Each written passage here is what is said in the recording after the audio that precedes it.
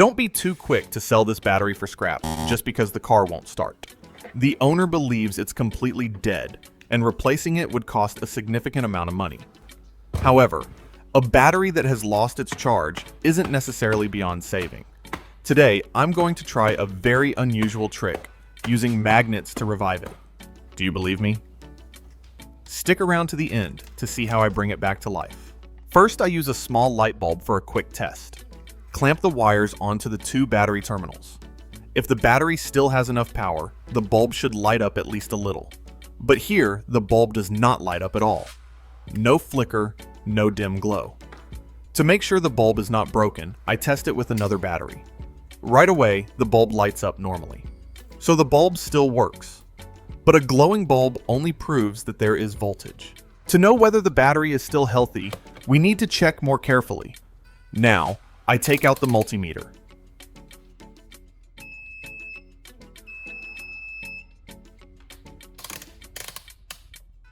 First, I measure the old car battery again. The result is almost no power. Then, I test it on a battery that still has power to make sure the meter is working properly.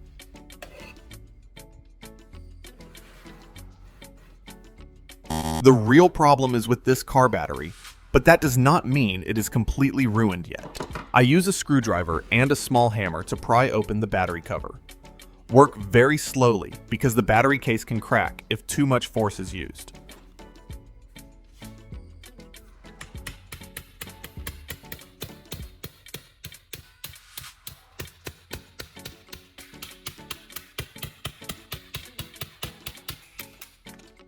When the cover opens, the cause starts to appear.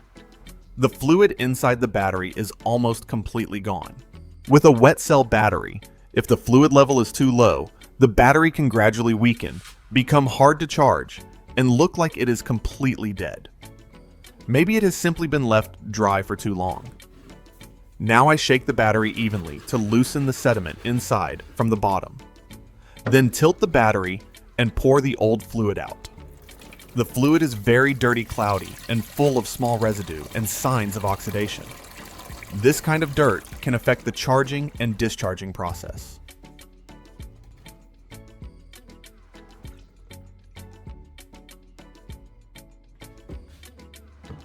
Next, I pour distilled water into each cell of the battery.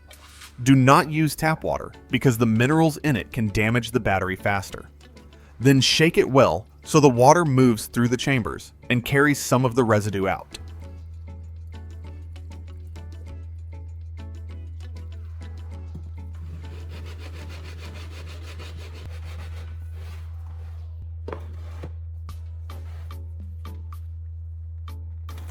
After the first rinse, the water is still very cloudy. There is still a lot of long-standing residue inside, so we need to flush it more thoroughly.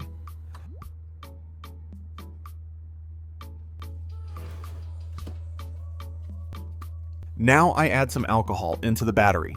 It does not need to be too much, just enough for rinsing. Shake it well so the alcohol moves through the chambers and pulls away more dirt that is still stuck inside. Alcohol is very flammable, so do not work near flames or sparks.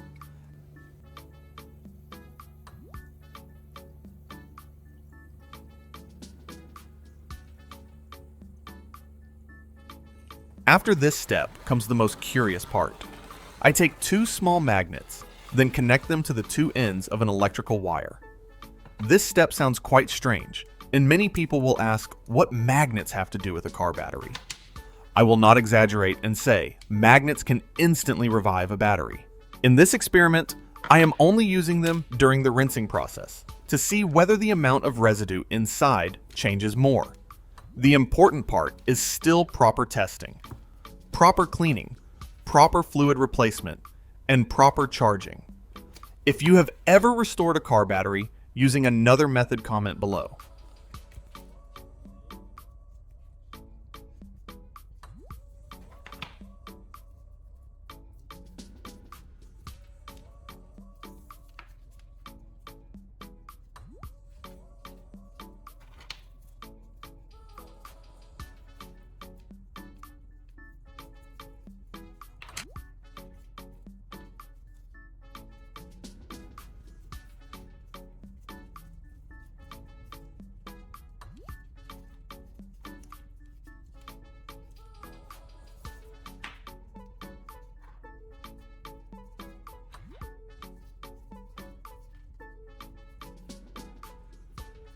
Now let's see whether more residue comes out from inside.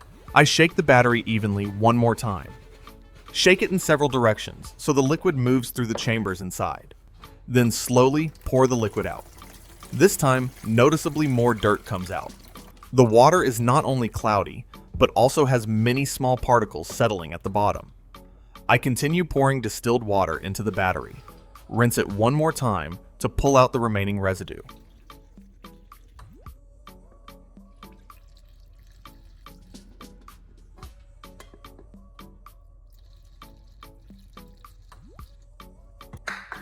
Shake it well, then pour the water out. The water is still quite dirty. If we add the new fluid right away, the old residue may continue to affect the battery after charging. So I will rinse it one final time.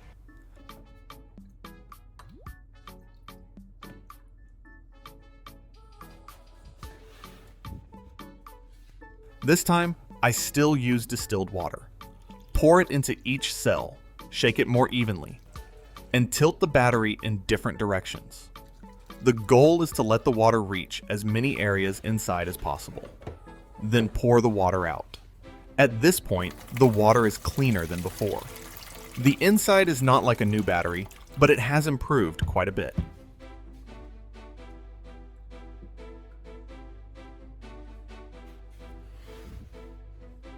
Next is cleaning the battery terminals. I use a small brush to clean around both terminals. Work carefully in the narrow gaps where white powder and oxidation often build up. I sprayed WD-40 and used a brush to clean the canister.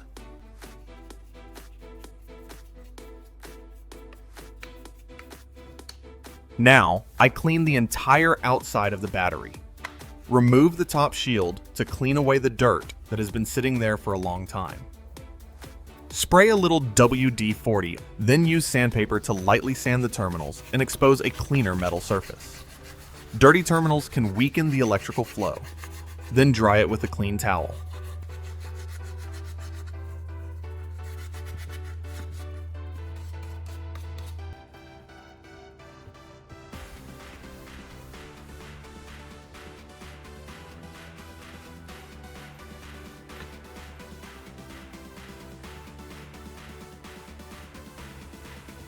I unscrewed the sensor unit, sprayed it with WD-40, and wiped it clean with a soft cloth.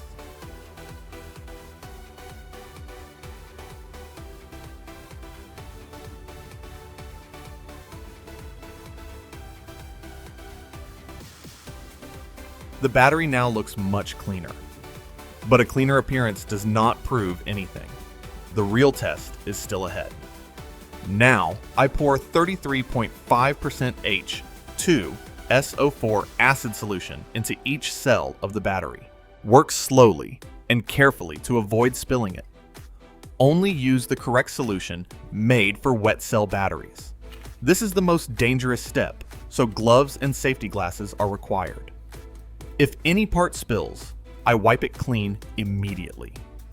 After the fluid reaches the correct level, I apply a line of silicone sealant around the battery opening.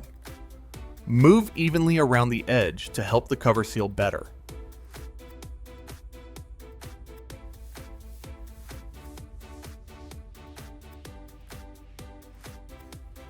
Place the cover back into its correct position, then press lightly so it sits tightly.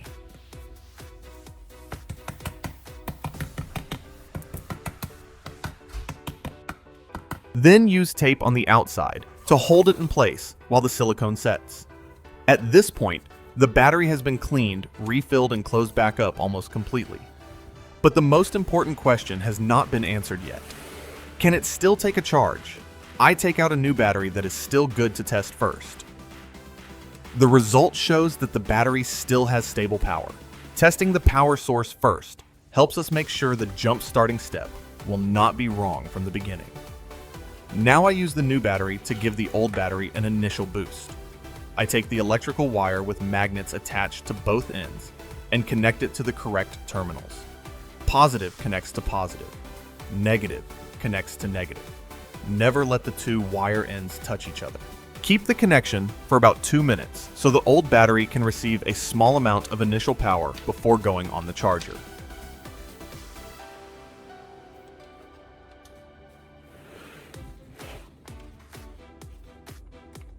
Next, I use the light bulb to test it.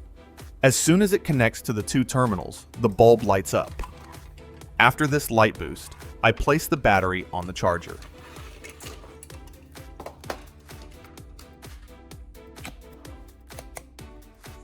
Clamp the terminals correctly one more time before turning the power on. If the battery can still accept a charge, the charger will begin working. Now we have to wait. After it finishes charging, I will measure the voltage again and test it with the light bulb. Only then will we know whether this battery can really work again. Use the multimeter to measure the voltage one more time. This time the battery has power again. Next, I use the light bulb to test it. As soon as it connects to the two terminals, the bulb lights up. This is a very promising result. The battery that looked like it was only good for scrap now has power again and works normally in this test. A battery that seemed like it could only be sold for scrap has worked again after cleaning, replacing the fluid, and charging it properly. If you found this video useful, leave a like and follow for more practical repair tips.